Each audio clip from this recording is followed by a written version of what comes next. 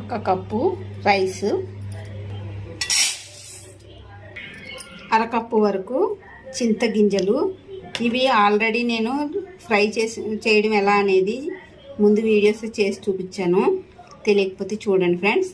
1/2 cup వరకు చింతగింజలు తీసుకుంటున్నాను. 1/2 cup వరకు మినపగుండ్లు తీసుకుంటున్నాను. కొన్ని మెంతులు కూడా యాడ్ చేస్తున్నాను. ఇప్పుడు వీటిని ఒకసారి మంచిగా కలుపుకొని 2-3 సార్లు శుభ్రంగా కడుక్కోవాలి. కడుక్కొని నైట్ అంతా కూడా నానబెట్టుకుందాము. శుభ్రంగా కడుక్కొని నానబెట్టుకున్న వాటిని నీట్గా మూత పెట్టి నైట్ అంతా కూడా ఇలానే ఉంచుకోవాలి.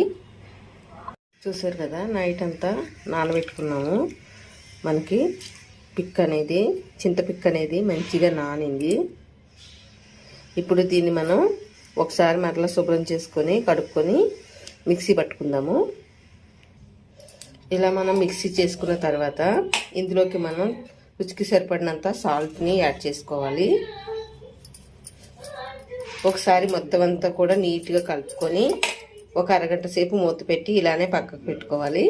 వేడెక్కిన తర్వాత దోసపిండి వేసుకొని దోసని వేసుకోవాలి.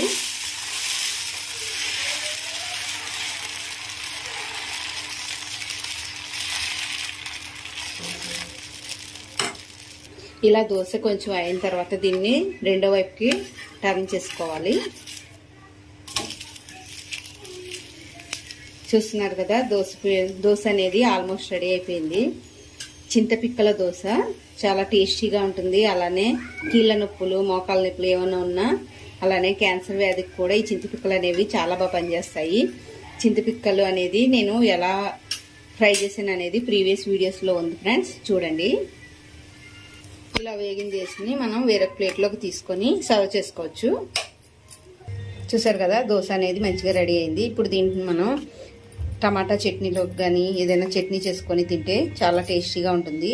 మీకు కూడా నచ్చినట్లయితే ట్రై చేయండి ఫ్రెండ్స్, అలానే షేర్ చేయండి. Thank you friends.